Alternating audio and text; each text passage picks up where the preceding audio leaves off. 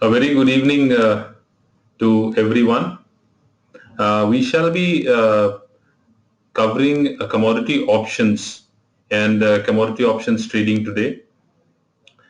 We have been hearing about, before I get into commodity, what are options, how the commodity options are to be traded, what are the do's and the don'ts and the basics. We've been all hearing about commodity options for many years. But finally, it seems that the light of the day is more or less approaching, and within a couple of months, ideally, we should have commodity options trading on the exchanges, on the commodity exchanges.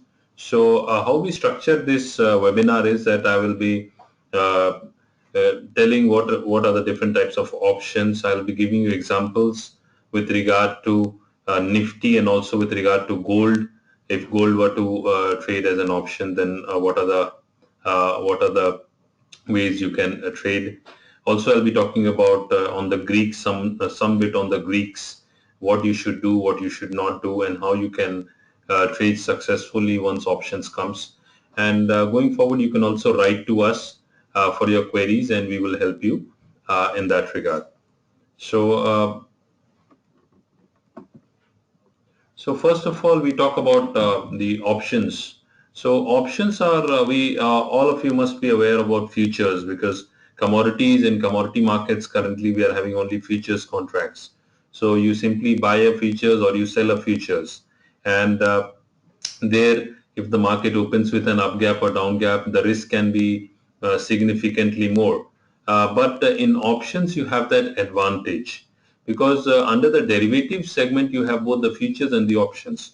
Likewise, if you look at the equities market, you have the futures and the options. If you look at the currencies market, you have the futures and the options. Options is in the USD INR though.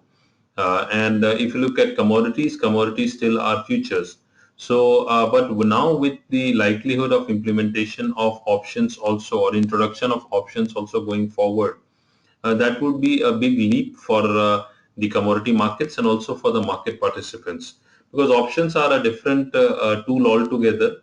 So I will be explaining to you how you can take advantage of that. So generally, options by the word itself refers that it's not an obligation. So you have any trade to happen has to have a buyer and a seller. Seller, then only the trade gets executed.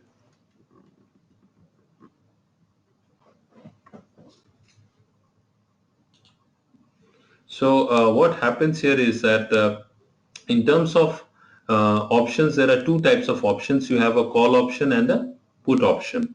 So if you are bullish on the market, then you will, if you are buying of options, so you will be buying a call option. But if you are bearish on the market, so you will be buying a put option.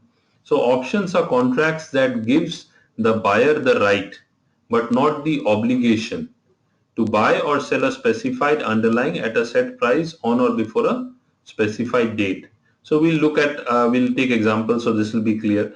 Just you need to understand here is that basically options are two types, a call option and a put option. So if you are bullish on the market, you will buy a call option, and if you are bearish on the market, you will buy a put option. But as I said earlier, that for any trade to happen, for any buyer, there has to be a seller.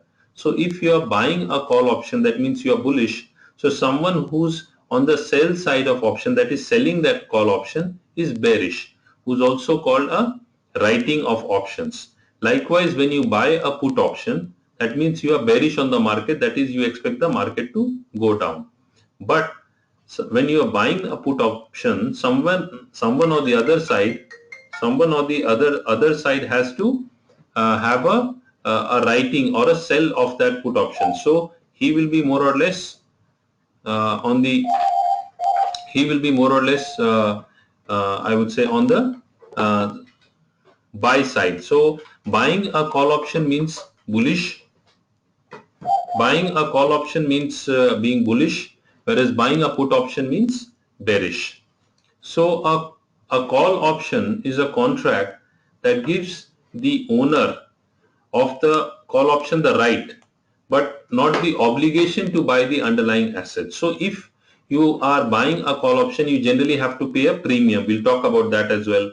What is that, how that is calculated, and so generally what you need to understand here is that if you are buying a call option and the market is moving in your favor, so you pay a premium.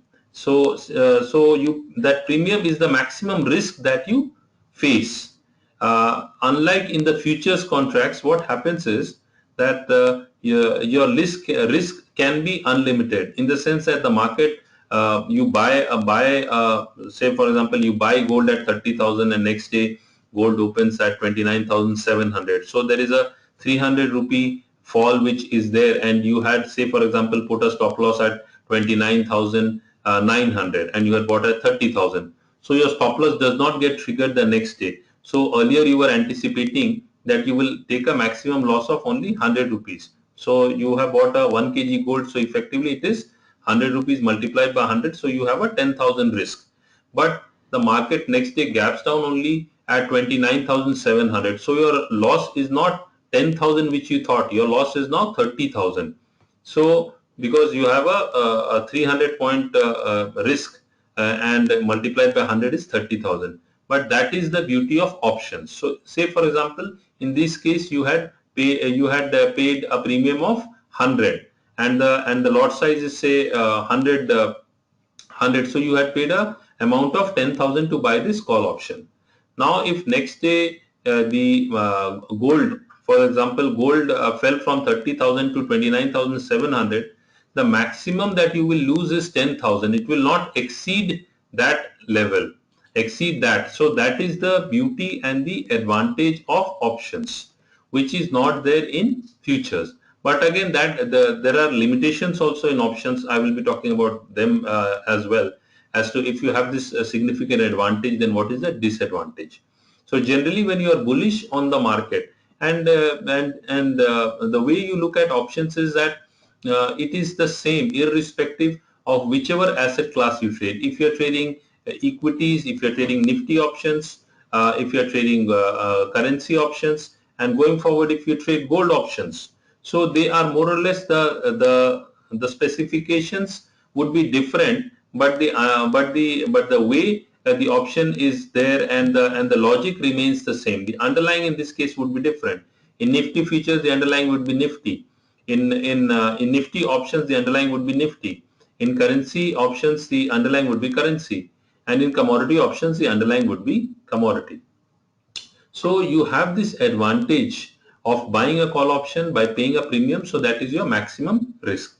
Likewise, if you are bearish on the market, you feel that gold is likely to correct from 30,000 levels, so you can buy a put option. So in that case, you buy a put option and you pay a premium of say 100 rupees in this case. So if gold prices fall, so the value of your premium increases. But suppose gold prices starts rising from 30,000 goes to 30,100, 200, 300. So the value of your premium, that is the put premium, falls because you were expecting or anticipating that the market will correct. But the market, that is gold prices, have not corrected, rather they have started going up. So clearly that shows that you will be losing money on this particular trade because it is not going in your favor. But the maximum risk in this case is also 10,000 rupees, because that is the maximum premium that you have paid. So you look at any example, and be it a Nifty index or a gold option or a currency option, they all we trade the same way. It's only the underlying which is different, and the contract specification is different. And there are generally two types of options. You have American style option and the European style option. So the buyer of an option in an American style option, what happens is that the buyer of the option can choose to exercise his option at any given period of time between the purchase date and the expiry date. So the person who's buying an option, he can choose his expiry date, exercise date on any day between his purchase date and his expiration date. Whereas in the case of European style options, the buyer of the option can exercise his option only on the expiry date. So it will only on the expiry date, and generally most of the options are European style options. So that is also what we will be having in the commodities space, just like we have in the equities and the currencies. So the premium paid to buy an American style option is normally equal to or greater than the European style option for the same underlying, because in the American style option you can exercise your option at any given period of time between the purchase date and the expiry date, whereas in the European style option you can exercise your option only on the expiry date. We just take a look here. I have purposely used a Nifty example because we don't have any commodity options right now. I have commodity option examples also, but I'm just putting a Nifty example to make things even clear to you.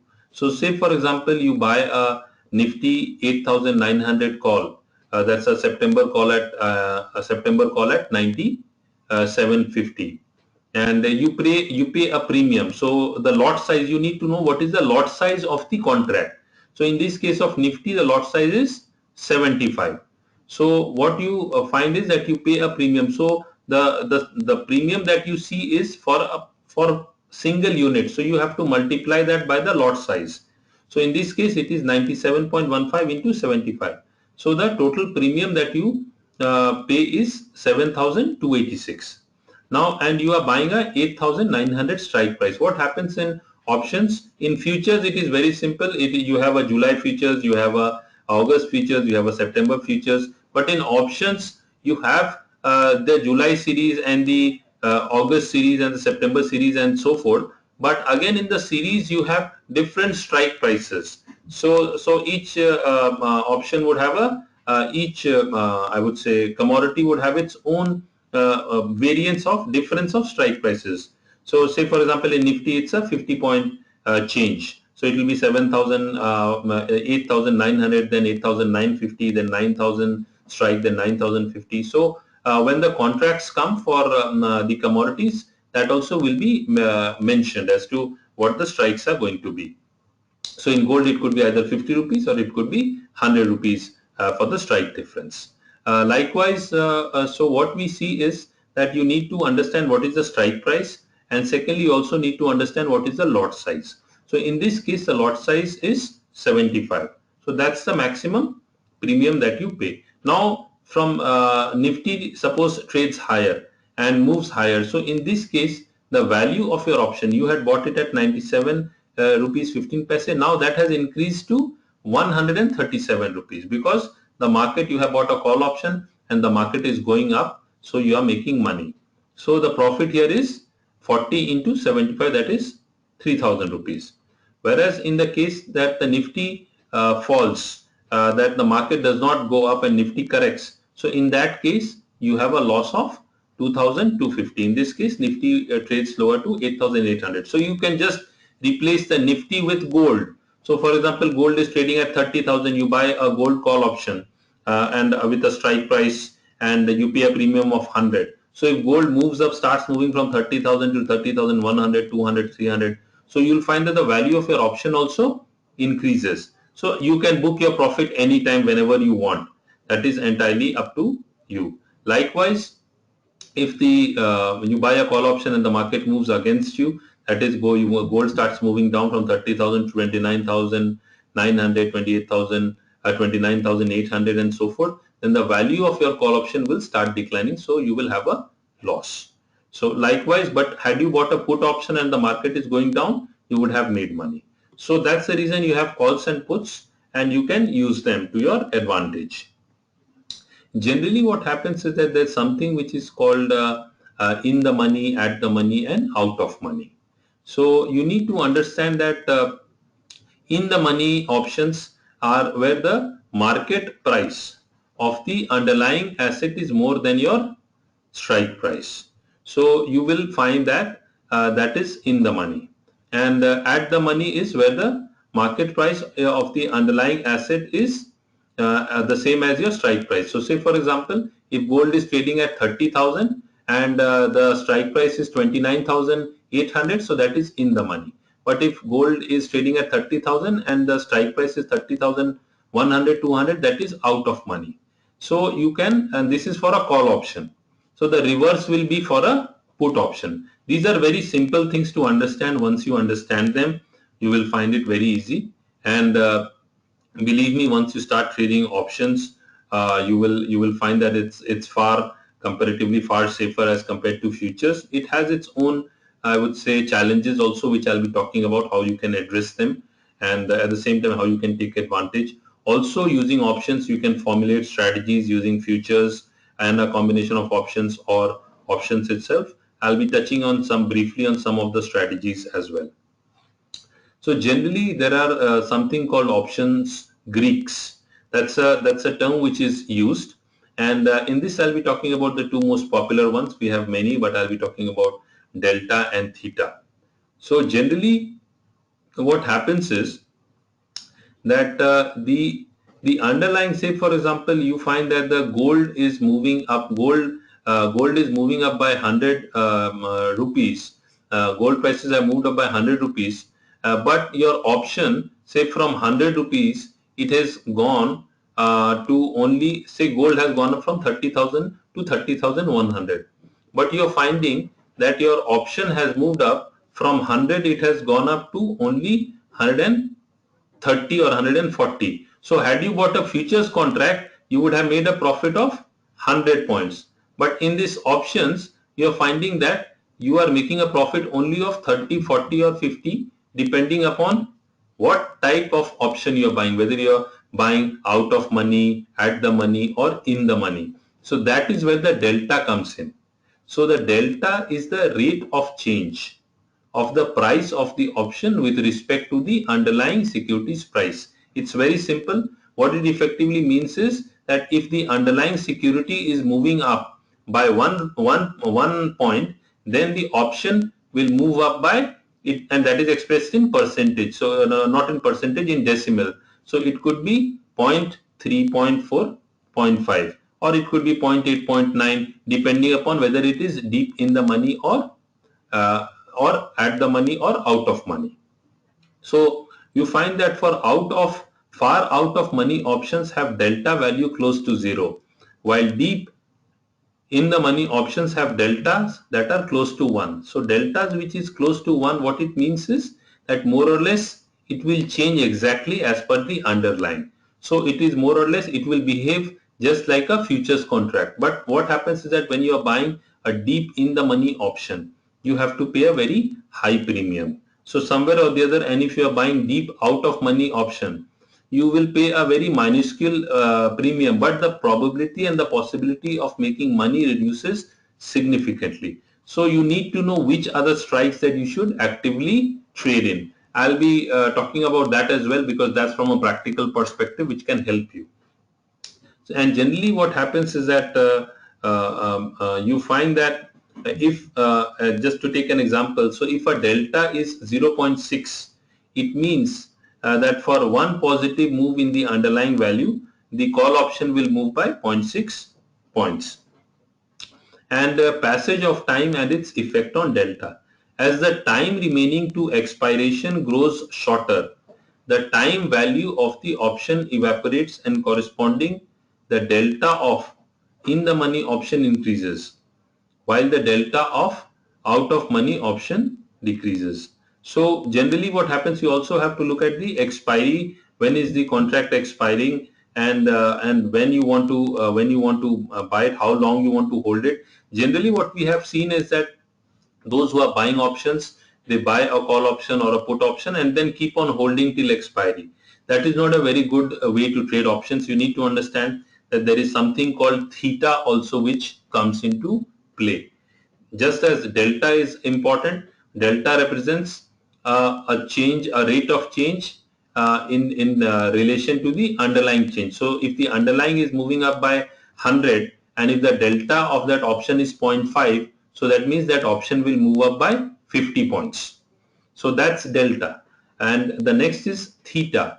So theta again is very important, because this delta and theta do not apply for the futures, because it will move as is. If but in options these are the challenges.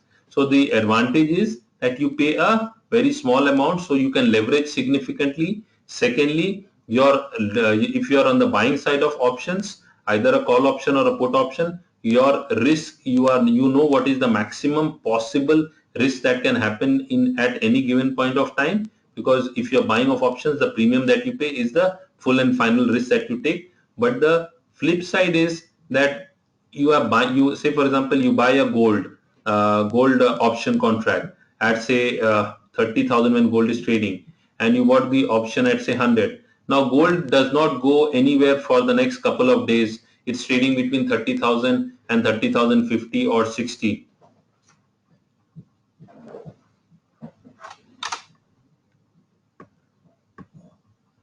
30,050 or 60. So in that case, you will find that the value of your option is declining. So from 100, it could become 90, it could become 85. But had you bought on the futures, gold futures, so even if gold were trading at 30,000, 30,000.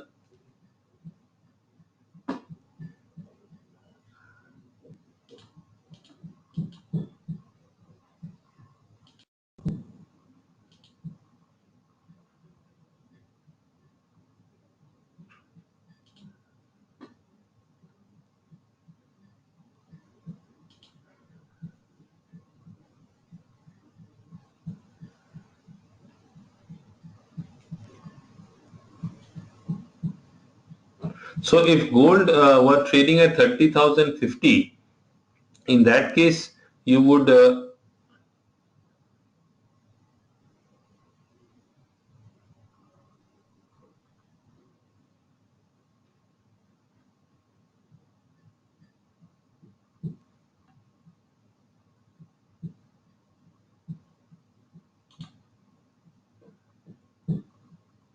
अब wifi में सही use करते हैं वो कई वही हाँ वही है कनेक्टेड तो है रीएस्टैब्लिश तो हो गया हाँ, So we had some technical issue, so I think that's got resolved now. So what I was saying is that if we look at the theta, so in this case, yeah. So if we look at theta, in this case, the gold option is not, you're not making money because gold has moved up from 30,000 to 30,050. So had you bought a futures contract, you would have gained 50 rupees.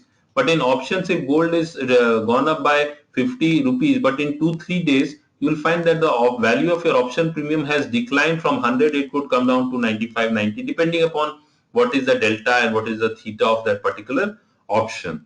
So this brings out a very important point that whenever you are trading options, irrespective whether you're trading commodity options or equity options or currency options, you need to understand that if you're buying an option and if you're holding it for very long and you're not making money, then the probability and possibility of your making money reduces significantly, because both the delta and the theta, they are working against you. Every passing day will make it all the more difficult for you to make money. So whenever you are trading in options, you need to understand that it is from a short-term perspective. Within a day, 2-3 days, if you are out of your position, you are better off, because what we see is that majority of the people, if they are on the buying side of option, they will just buy the option, be it a call option or a put option, and then they will wait till expiry, expecting that they will make money. They will make money, but they will find that to their surprise, that even if the market has gone up in their favor or gold has gone up in their favor, still the value of the option has fallen significantly, so they are in loss. So this is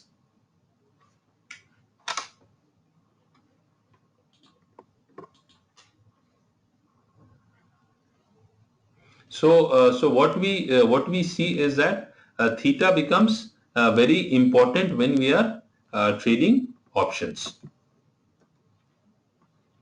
Then there is something which is called the intrinsic value. Intrinsic value and the time value. Time value I have already stated. So intrinsic value is generally the difference between the strike price and the current market price. We'll just take an example here of Nifty, so you will understand even better. that an option premium which you pay is basically made up of two things. One is the intrinsic value and the second is the time value. So and the intrinsic value is the difference between the strike price and the current market price.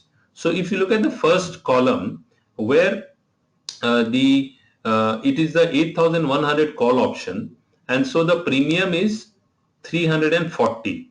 So in this case, and you see that the value of the futures is 8,400. So the call option is 8,100. So what is the intrinsic value? That is the value of 8,400 minus 8,100. So your intrinsic value is 300. So what remains is your time value. So the total premium you paid is 340. So 340 minus 300, that is equal to time value, that is 40. So you will find that intrinsic value is always found in the money options. Out of money options, they have zero intrinsic value. So if you look at the 8500, if you look at the 8500 call option, 8600 call option, 8700 call option, here the intrinsic value is 0. Even the 8400 call option, the intrinsic value is 0, because for the 8400 call option, the future is also 8400. So 8400 minus 8400, you got 0. So all the out of money OTM, that is called out of money options, their intrinsic value is 0. So what remains is the time value. Likewise, you have for the put option. So put option, if you see that all the options which are greater than the futures price, there they have the intrinsic value. So 8,400, 8,500, 8,600, 8,700, they have their respective intrinsic values. Whereas the below ones, like and the equal one also, like 8,400, 8,300, 8,200, they have zero intrinsic value, and what is the premium is the time value. So this is something which you need to understand. We'll just take an example here, which will make things even easy for you. That Harish, there are two persons. One is Harish, who basically invests and trades in gold futures. So he buys gold when gold is at 30,000 levels. Now Manish, he trades in options, and he's bullish on the market, and he has bought a gold call option by paying a premium of 100 for a 30,000. Say the strike price in this case, we've just taken it to be 30,000.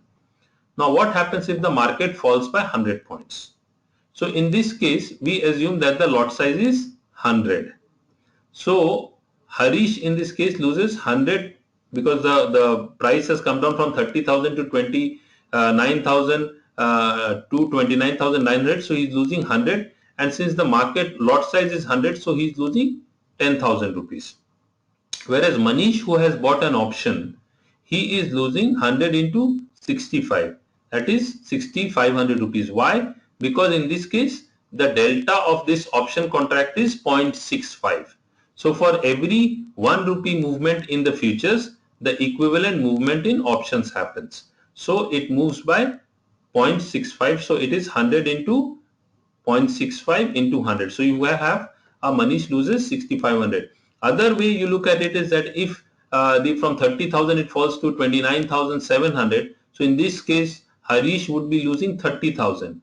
But Manish's maximum loss is restricted to 10,000 only if the value of the option becomes 0. So that is the advantage and the beauty of options. But as I said, that just buying an option and holding it like a lottery ticket is not a good idea. If you hold for a long period of time, the time decay will eat your option premium, and at the end of the day, you'll find that even the market has moved up because of the passage of so many days, every day you need to remember that every day, every hour, the value of your premium is decreasing. So you have to act fast when you are on the buying side of options. Unfortunately, most people who trade options, they treat it like a lottery ticket. So once they buy an option, they hold it till expiry, and then they realize, okay, they have lost money. So that's not a good idea. Now, earlier example we had taken was that gold prices had moved down, so they had incurred a loss. The flip side is that gold prices rises by 100 points. So in this case, Harish So because he's trading in futures, so the margin is also higher. So you would just assume that he's trading gold futures with a margin of say 50,000. So in on the margin of 50,000, he's made a profit of 10,000. So that's a 20% return on investment. Whereas in options, Manish has gained 6,500. So the investment that Manish had made was 10,000. So he's got a return of 65%.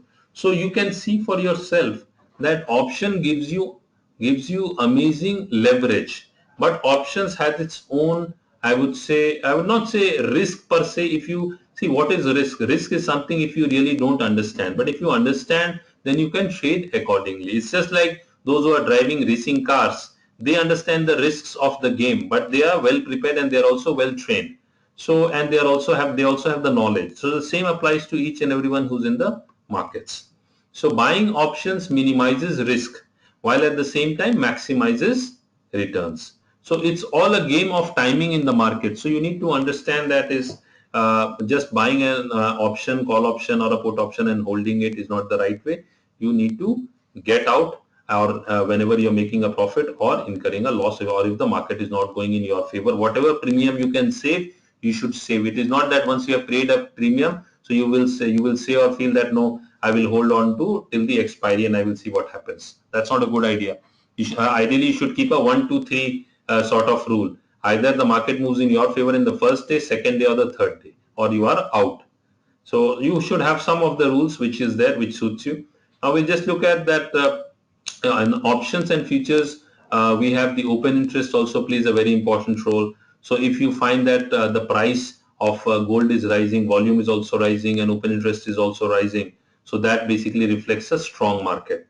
Likewise, if you find that the price is rising but volume is falling and open interest is falling, so that means that now the bulls are losing control, so there is possibility of a trend reversal. Likewise, if prices are falling but volume is rising and open interest is rising, so in this case what it means is that the market is weak and further we could see selling pressure in the market. Whereas if price is falling but volume is also falling and open interest is also falling, so that means that now sellers are less confident of selling at lower levels. So there is a possibility of a trend reversal. So what my suggestion to all of you on the webinar is that you should also look at the open interest. You should also look at the volume. That will also give a clue as to which options contract you should trade. Do not trade illiquid options contract just because you find that they are very cheap. There's nothing called cheap or expensive. It is all relative. That is something which you need to understand. So there are different strategies. I'll talk about a couple of them. You have one is that you can buy options to protect your futures contract, so that which is called synthetics. So in this case, you have a gold futures position. So that means you are long in gold futures, but there's some event or something which is likely to happen. You don't know, maybe the market could correct. So rather than exiting your position, you can buy a put option. So if in case the market moves down, you will make money on your put option, but you will lose money on your futures. So net net, you will not be losing much. So this is one way of using options. It's very good for those who want to trade. And also, if you are short in futures, that means you are on the bearish side of the market. But if you feel that maybe some news is going to happen or some international event is going to happen, the market could open with an up gap tomorrow, and you really don't want to exit your position. So in that case, you can buy a call option and then you can hold your position. So it is very helpful during volatile times and can help you protect your downside. So as I said, using calls and puts when you are having futures position is also a very good way of looking at it. Then this is something called covered option writing. Basically, in this case, what happens is that in the earlier case, we saw that you were buying an option. That means you were buying a call option or a put option. In this case, what you do is that you are long in futures, so you are bullish on the market. So rather than buying a put option, you are selling a call option, because you need to understand two things. That if you are buying a call option, so you are bullish on the market. But if someone is selling a call option, then naturally he is bearish on the market. Likewise, if you are buying a put option, means you are bearish on the market. But if someone is selling a put option, that means he's bullish on the market. So covered option writing basically means is that if you have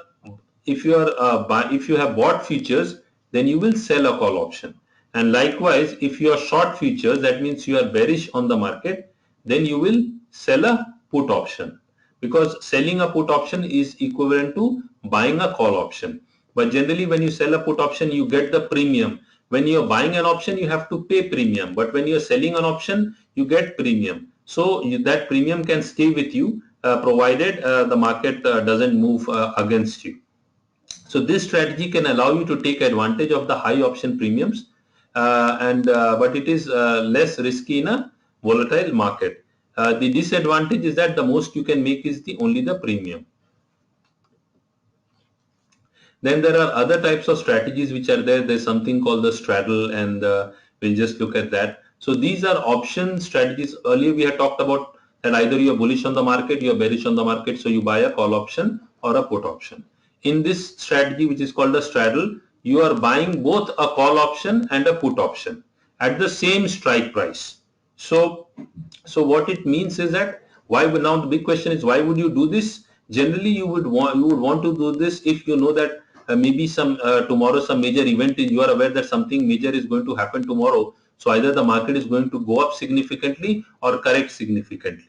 So in this case, you can buy a straddle. So what you do with this, you buy the same strike call and the same strike put. So you are paying premium twice. That is, for a call option you are paying premium, and for a put option you are paying premium. Next day the market, there is extreme volatility and one-sided the market starts moving. So what will happen, and the market starts moving up. So what you will find that your value of your call option starts increasing, but the value of your put option starts decreasing. So maybe you will get an opportunity to exit with a decent profit. So you have to look at it from that perspective. So generally, when you are buying a straddle, if the market is extremely volatile, you stand a chance. Those who are on the sell side of the straddle, they are more comfortable if the market is in a range. Then there is something which is called a strangle. This is again like a straddle only, but in this case, the strike price, what we saw in the straddle is, let's say for example, just to give you an example, we'll take gold, that suppose you have a gold option and 30,000 strike price call option. So what you do in a straddle is a 30,000, you buy a 30,000 strike price call option also, and a 30,000 strike price put option also. So that is a straddle. But a strangle, what is a strangle? In this case, if you buy a 30,000 call option, you could say buy a 30,100 put option or a 29,900 put option or whatever. So in the strangle, your strike prices are not the same. Now, so there are some winning rules for trading options. This is something which is very important, and I would request all of you to pay attention here, is that you need to stay away from deep in the money options. Options which are deep in the money, you will find that they are you have to pay a significant premium. So that's not a good idea. So you should keep away from deep in the money of options, and also you should keep away from deep out of money options. How do you understand? It's very simple. Just to give you an example, if say gold futures is trading at 30,000, and so you will find that all options which are below 30,000, they are in the money. And say for example at 29,500, that's deep in the money. 29,000 is even deeper in the money. But the moment options goes above 30,000, 30,100, 200, they are out of money. So you'll find that a 30,500 call option is deep out of money. So deep out of money call options, they are very cheap. Deep out of put option money, they are very cheap. Deep in the call money options, they are very expensive. Deep in the money put options, they are very expensive. So you should avoid both of them. You should not, because what happens is that you feel that, okay, I will buy a 30,300 or 30,500 call option, whereas the gold futures is at 30,000. So you pay a premium of say only 20 rupees. So you'll say, oh, I'm paying a premium of only 20 rupees, and just assume that the lot size is 100. So effectively what it means is that you have taken a risk of 2,000 rupees. 20 into 100 is 2,000. Now in that case, what happens is that because you've bought a call option with a strike price of 30,500, the possibility of the market reaching there is very remote. So net you will lose that 2000. So the next question is, what strikes do you then exactly buy? So in this case, you should trade slightly out of money, at the money, or slightly in the money options. So if gold is at 30,000 and the strikes are of 100, so the next would be 30,100, 30,200, or below would be 29,900, 29,800. So either you should, whatever the current futures price, you should trade two strikes above or two strikes below. That's the range you should take, because you'll find that maximum liquidity and volume is also in those strikes. Also, what you need to look at is the open interest. You can get all this data, so you should look at which are the most active contracts. You should trade only those contracts. The advantage is the bid and ask spread is also low, so getting in and getting out is also easy. So what happens is that you buy a cheap option, so in that case you pay a low premium, but the bid and ask spread is also is high. So you have bought at 20, but when you want to sell it, maybe it's gold has gone up, but now someone is willing to buy only at 17 rupees or at 15 rupees. So even gold going up, the bid and ask spread is significant. So you need to look at a couple of things. One is the bid and ask spread. What is that? Secondly, what is the open interest and volume? Which are the major contracts where you have in options which have the maximum open interest and volumes? Those are the contracts that you should trade. And generally, they should be very close, 2 to 3 strikes on the out of money side or in the money side. Then there is a time for all seasons. Options gives you the advantage that you can have different strategies. We will cover that also going forward in one of the webinars as to what all different strategies are there, but let's go one at a time. And believe me, options are excellent tools to trade, and excellent opportunities can be made, like we see in Nifty, in Bank Nifty. In Bank Nifty you have Bank Nifty weekly options as well, which are very popular. So you can definitely trade positively on the options, but you need to increase your knowledge. And also, as I said, just don't buy and hold it as a lottery ticket till the end of expiry. That's definitely not the right way of trading options. We just look at a few precautions as to what you should do is that always trade with stop loss. When you're trading futures, your stop loss might not get triggered because the market could open with the up gap or down gap. But in options, your maximum risk, there also you should be clear as to do you want to risk the entire premium or do you want to get out. So but in that case, ideal way to put the stop loss is to look at the futures contract, because options, as I said, the time decay, and the time decay will kill the premium. So you need to have your stop losses as per the futures. Then never average a losing trade. If you're in a losing position, don't average a losing position. And as the option nears the expiry, the value of the option reduces due to time decay. This I've already explained. And losses are limited in buying of options in comparison to selling of options. So say for example, gold is at 30,000 and you are buying a gold contract with an option of by paying a premium of 100 rupees. So now gold starts moving up, so your premium becomes 100 becomes 150, 200, 250, 300. So you're making a decent amount of money on your trade. But if the market moves against you, so the maximum risk that you have is 100 rupees. Whereas when you are buying an option, call option at by paying a premium of 100, there is someone who's selling that strike price and getting that premium of 100.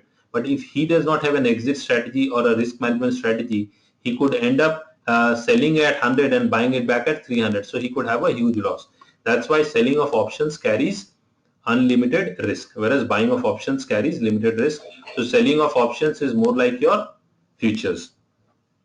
Always prefer to take a view in options closer to the market. So these were the major points which I wanted to cover on the commodity options. So we can have your questions now.